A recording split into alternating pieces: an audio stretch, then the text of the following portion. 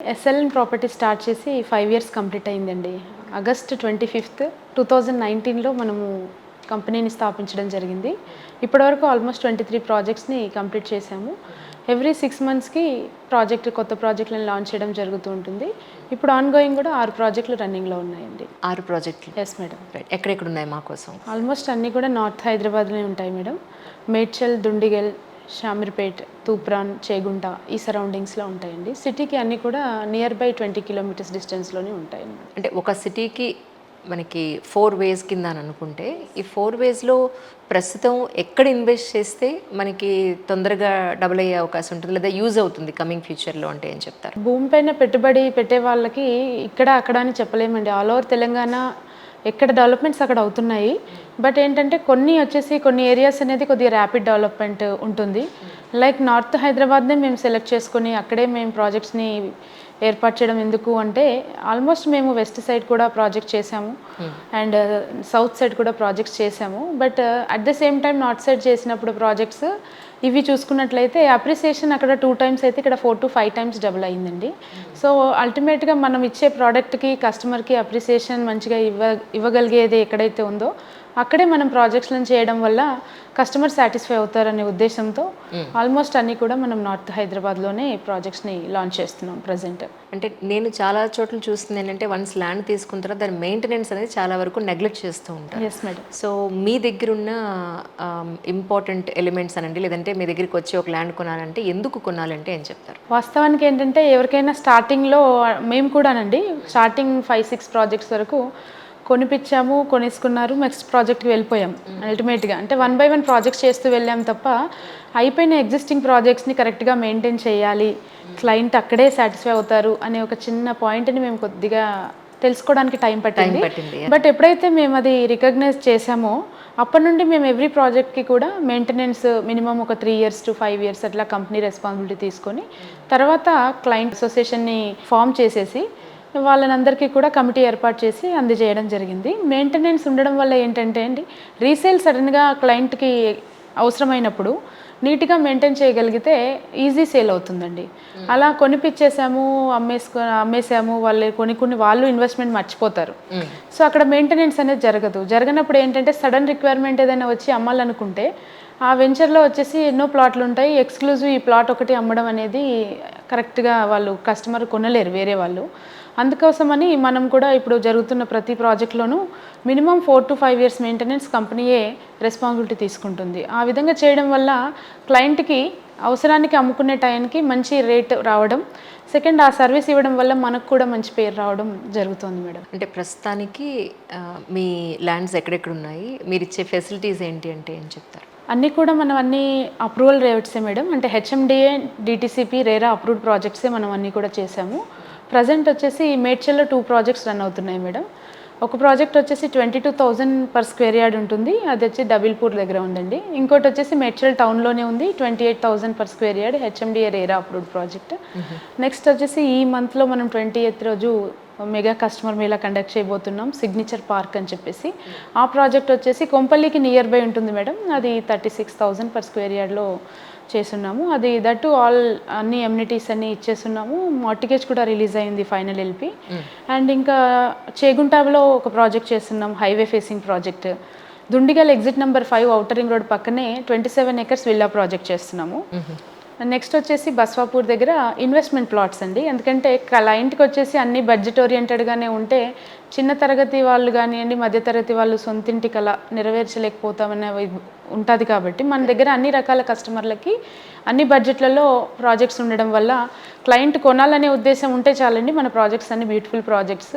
Minimum 6,000 per square yard నుంచి మొదలు పెడితే 36,000 గజం వరకు కూడా అందుబాటులో ఉన్నాయి మేడం. ఎక్సలెంట్.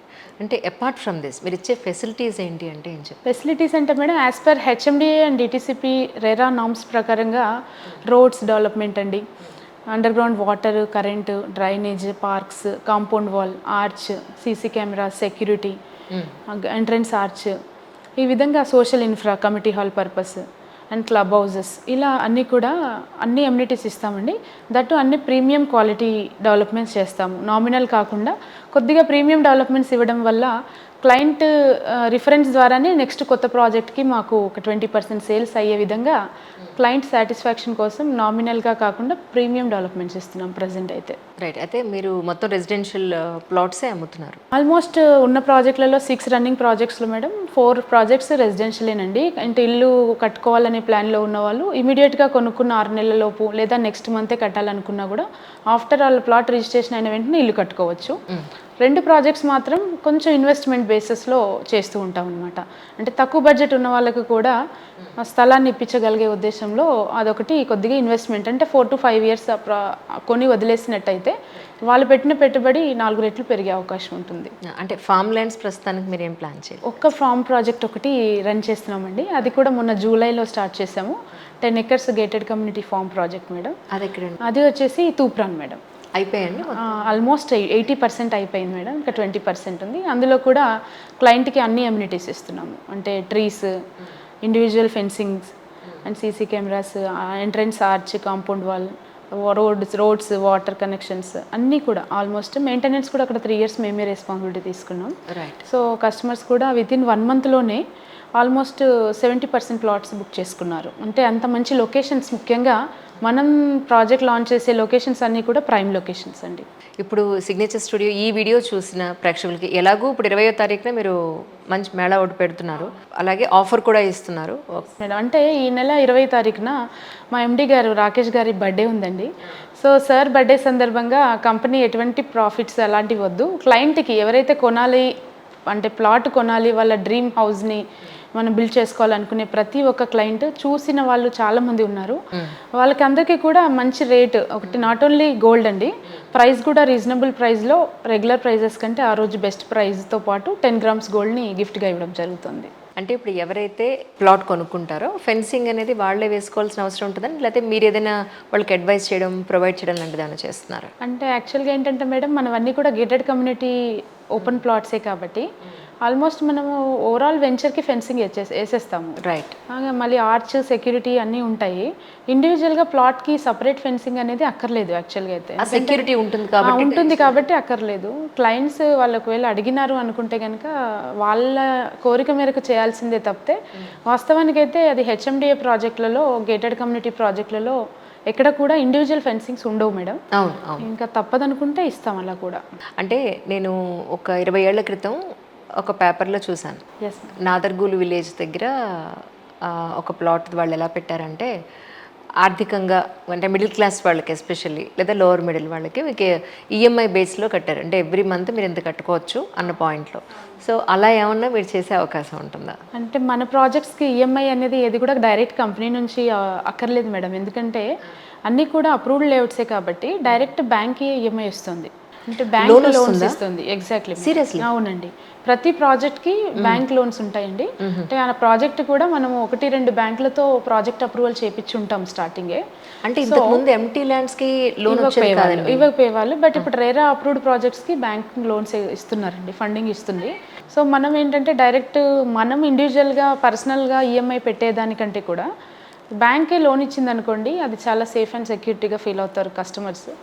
అది మనకు అడ్వాంటేజ్గా ఉంటుంది, వాళ్ళకు అడ్వాంటేజేనండి. సో ప్రతి ప్రాజెక్ట్కి కూడా అన్ని బ్యాంక్స్ నుంచి ప్రాజెక్ట్ అప్రూవల్స్ ఉన్నాయి. డైరెక్ట్ బ్యాంక్ నుండే ఈఎంఐ.